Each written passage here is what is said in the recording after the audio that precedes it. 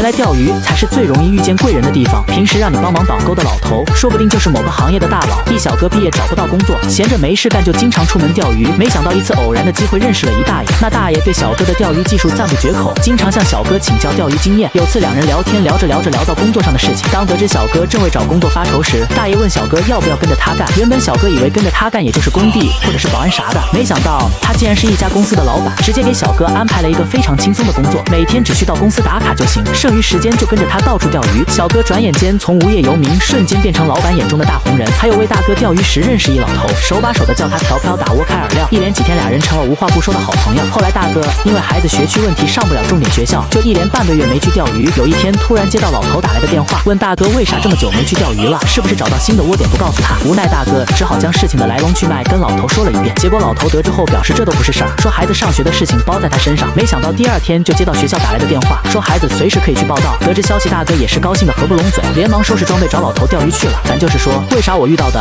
都是介于勾结饵料的？造孽！